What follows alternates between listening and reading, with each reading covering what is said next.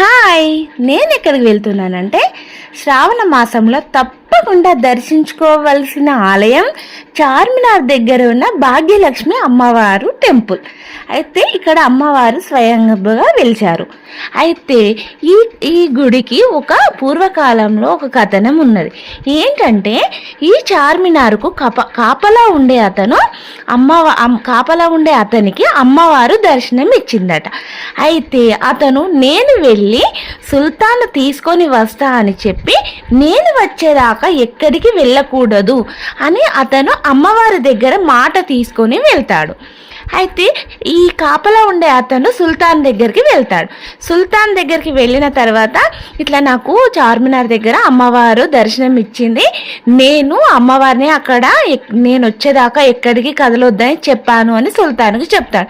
అయితే అమ్మవారు కదా, ఇప్పుడు ఈ సుల్తాన్ ఏం ఆలోచన చేశాడంటే ఈ కాపలా అతను వెళ్తే అమ్మవారు వెళ్ళిపోతుంది, ఎందుకంటే మాట తీసుకొని వచ్చాడు కదా.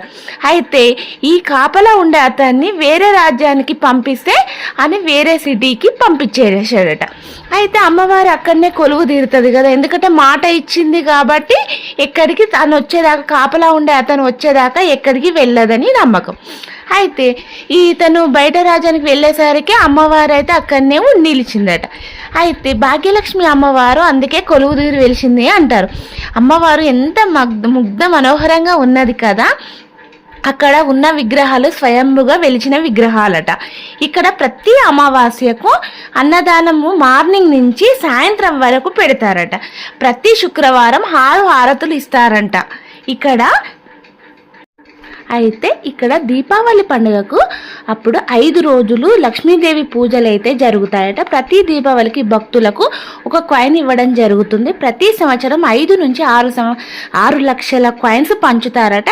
దీపావళి నుంచి 10 రోజులు పంచుతారట. దుకాణదారులు గల్లపెట్టెలో పెట్టుకుని భద్రపరుచుకుంటారట, ఎందుకంటే ఎక్కువ లాభాలు వస్తాయని భక్తుల నమ్మకం. ఇక్కడ అమ్మవారు స్వయంగా వెలవడం జరిగింది కదా.